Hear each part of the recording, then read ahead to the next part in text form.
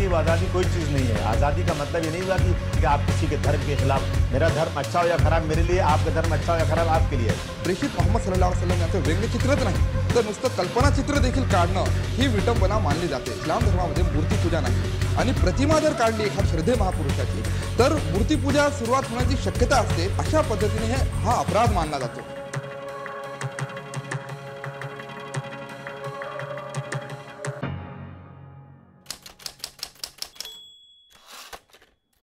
सोलह जनवरी को मैं एडिटोरियल लिख रही थी और मेरे सब एडिटर ने बताया कि मैडम इसके लिए हेडलाइन के लिए न्यूज़ एक आई है और वो चार्ली हेब्डो मैगज़ीन जो है वो 30,000 से 60 लाख उसका सर्कुलेशन हो गया है। तो मैंने कहा ठीक है, न्यूज़ बनती है, लगा लो। फिर उन्होंने मुझसे पूछा फ़ोटो, तो मैंने कहा ठीक है, जो अभी आया ना कि हमने सबको माफ़ किया, वो फ़ोटो लगा दो उस टाइटल कवर। गलती ये हो गई कि सब एडिटर ने कोई दूसरा ही टाइटल कवर लगा दिया जो शायद पुराना था और कॉपी प्रिंट में जाने से पहले मैंने देखी नहीं। ये मेरी बहुत बड़ी गलती हो गई। 17 जनवरी की शाम से जो फ़ोन आना शुरू हुए और फिर 10 बजे मुझे मेरे दोस्त ने बताया कि एक साथी ने कि मैडम मुंब्रा पुलिस स्टेशन में आपके ऊपर FIR हो रहा है, तो आप, फिर मुझे लगा कि अब बेल लेने से पहले मुझे यहाँ नहीं रहना चाहिए क्योंकि वो सैटरडे की शाम थी और सैटरडे अगर FIR हो गया तो मंडे से पहले बेल नहीं होती है। तो मैंने सोचा कि बेल के लिए अपना इंतज़ाम करना चाहिए और मैं निकली मुंब्रा से बाहर, भिवंडी जाना चाहती थी। तो भिवंडी से एक जर्नलिस्ट का फ़ोन आया कि मैडम बहुत सारे लोग पुलिस स्टेशन में जमा हो रहे हैं। तो फिर मैंने भिवंडी जाने का इरादा कैंसिल किया और मीरा रोड जाने के बारे में सोचा। तो मीरा रोड में एक अपने साथी को फ़ोन लगाया कि मैं वहाँ आ रही हूँ। तो उन्होंने कहा आप मीरा रोड में मत आओ, आपके ख़िलाफ़ माहौल बहुत गर्म हो चुका है और यहाँ सब मुस्लिम लोग भी हैं और पुलिस भी बहुत उसमें है, तो तुम कुछ और सोचो। फिर मैं पूरी रात हम लोग गाड़ी में बैठे रहे अपनी कार में और मेरा बेटा भी साथ में था। फिर सुबह हम लोग विखरौली में अपने किसी फ्रेंड के यहाँ थोड़ा फ्रेश हुए, नाश्ता वाश्ता किया। लेकिन सुबह के जो उर्दू के न्यूज़पेपर आए तो उसमें इतनी ख़राब खबरें मेरे बारे में छपी थी कि कोई भी मुस्लिम मुझे अपने घर में नहीं रख सकता था। जैसा कि यही कि RSS की एजेंट है, तस्लीमा नसरीन की फॉलोअर है, नास्तिक है, मज़हब में यकीन नहीं रखती। ये पढ़ने के बाद तो कोई भी मुस्लिम का मुझे अपने पास नहीं बिठा सकता था। 26 जनवरी गुजर गई और 27 तारीख को मुंब्रा में कुछ लोग आंदोलन के लिए बैठ गए। 28 को मैंने आके खुद को, मतलब मैंने खुद ही पुलिस स्टेशन में आई, अरेस्ट किया पुलिस ने। मेरी 1 घंटे में बेल हो गई थाने कोर्ट से। लेकिन फिर 2 पुलिस स्टेशन और बाकी थे, NM जोशी मार्ग और राबड़ी थाने। 295A लगाया गया है सब पुलिस स्टेशन में। एक ही धारा है 295A। उसका मतलब ये होता है कि मजहबी जज्बात को ठेस पहुंचाना और 2 मज़हब के बीच में लड़ाई करवाना, इस तरह का उसका वो है। मैं नहीं जानती इस ताल्लुक़ से क्या सज़ा हो सकती है, लेकिन मुझे यकीन है कि जो भी होगा अदालत भी सच और झूठ को जानकर ही फैसला करेगी और मुझे हमारे मुल्क की अदालत पर पूरा भरोसा है। मैंने अपनी ज़िंदगी में कोई भी केस फेस ही नहीं किया था और पहली बार इतने सारे केस अचानक हुए तो हैरेसमेंट तो महसूस हुआ। आपको मैंने पहले भी बताया कि मैं अपने बेटे के साथ 10 दिन तक इधर उधर भटक रही थी। गाड़ी थी हमारे पास, वो भी अपनी गाड़ी नहीं थी, भाई की थी, और कहीं भी CNG भर लिए, कहीं कुछ खा लिए। 10 दिन तक हम सेम ड्रेस में थे। आप सोचो कि कितना हैरेस हुए होंगे।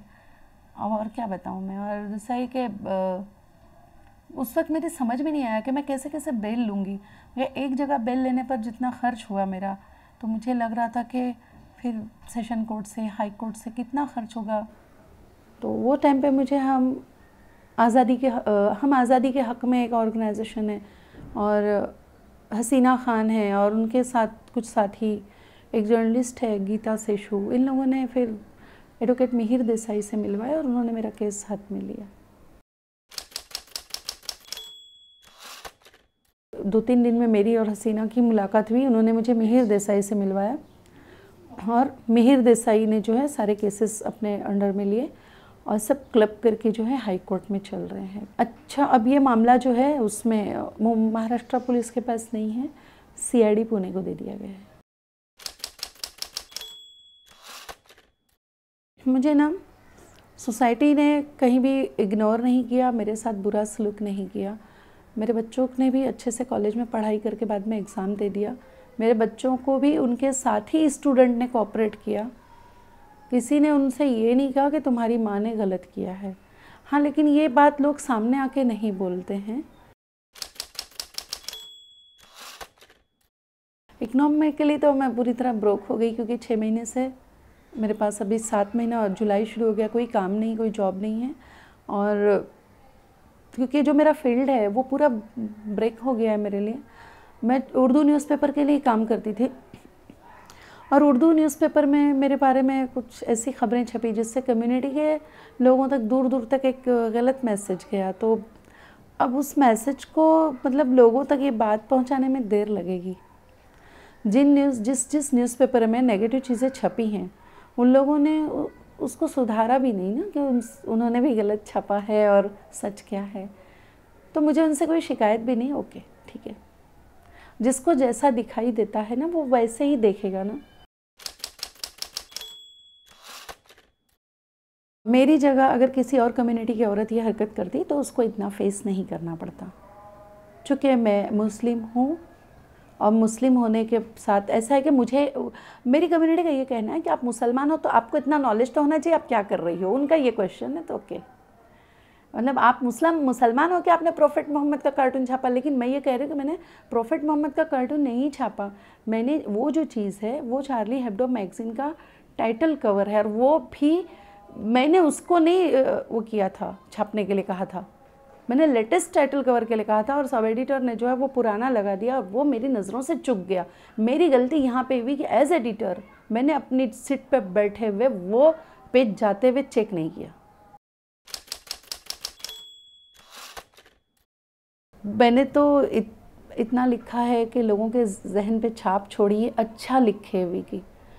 एक गलती को लेकर लोग मुझे भुला दें ऐसा नहीं लगता। हाँ, लेकिन अगर मेरा रब मुझसे राज़ी नहीं और वो चाहेगा तो लोग मुझे भुला सकते हैं, और वो राज़ी है तो कोई नहीं भुला सकता।